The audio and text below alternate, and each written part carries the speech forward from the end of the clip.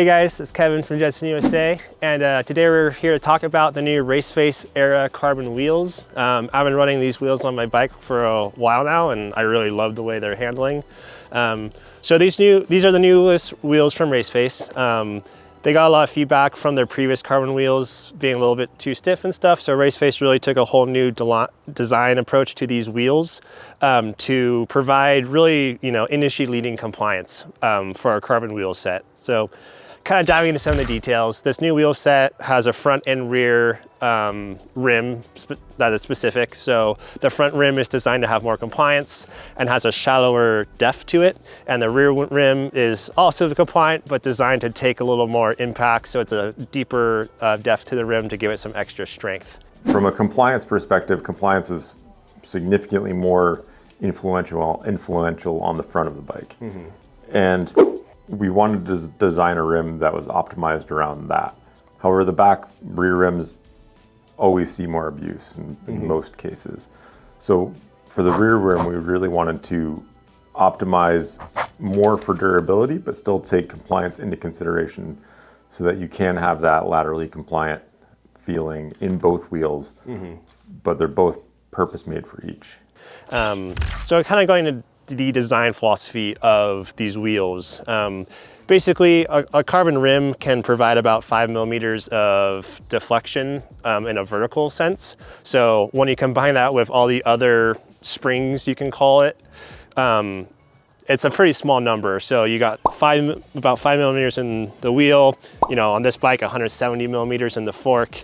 You got about 10 to 15 millimeters of flex in the handlebars. So that small 5 millimeter number it's important, but it's not huge compared to the rest of the springs that are happening on the front and rear of the bike.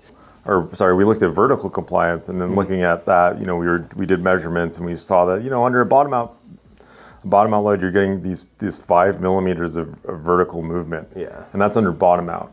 But then you've got 160 millimeters of fork travel, and you've got 50 millimeters of tire squish, and you've got 16 millimeters of handlebar travel for a Goldilocks tube handlebar.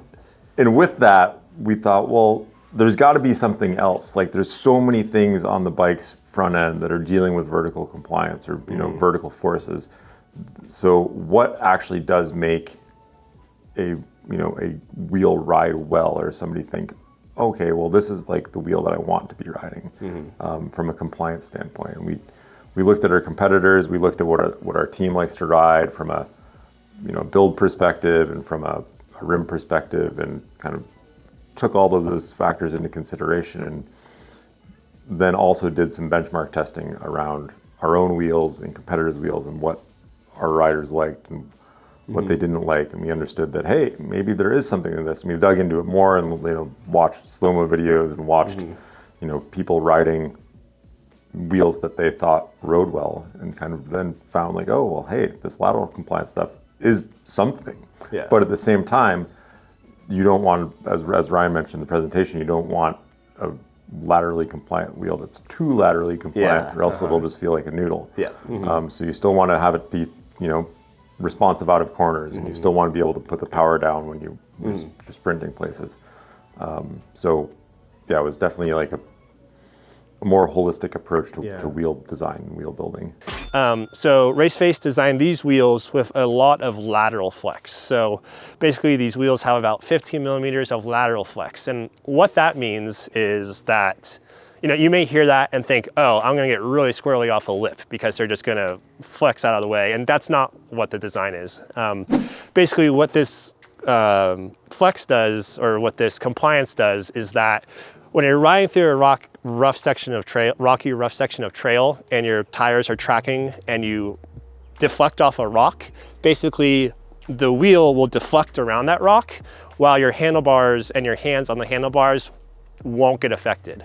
So basically, usually you would hit a rock like that and the whole bike would basically get knocked out a little bit and you would get a little jolt, where you can watch some videos of people riding these wheels, and basically as the wheel hits that rock, the wheel moves. You can see the wheel move in the fork a little bit to deflect around it, but basically their hands are staying right where they are and they're not getting any inputs in their body from that. So that basically allows you to ride through rougher sections of trail really fast while maintaining your straight line. So it's a really cool design on these wheels.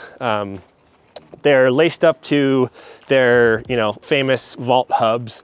Really good design, straight pull, and really big flange. So increases just the overall strength of the wheel. They come 28 hole, so 28 spokes front and rear.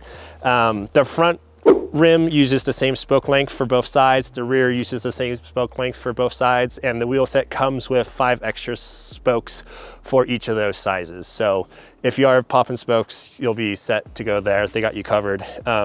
What's also really cool is they offer a lifetime warranty on these. And it's not just a lifetime warranty of, I broke it, we're gonna send you a rim.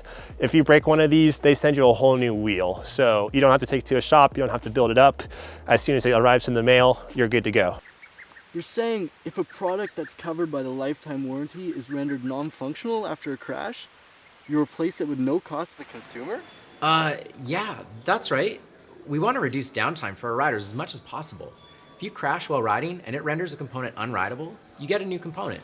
So we think that's really cool. Not all companies offer that, and it's great that Raceface is prioritizing getting the rider back on the bike when a product fails. So again, we're gonna keep riding these. I'm super excited to test them out some more, but so far I've been really impressed. I'm not a carbon wheel guy. I usually ride alloy wheels, but these wheels are making me change my mind. So excited to keep riding them and test them further.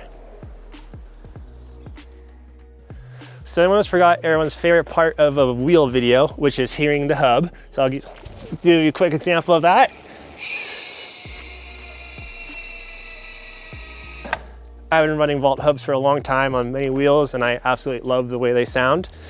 But if you like this video, if you want to watch more content about the newest gear and bikes, subscribe to our channel. We are always posting weekly all the newest, coolest tech in the mountain bike industry. Thanks for watching this one, and always remember, keep pedaling.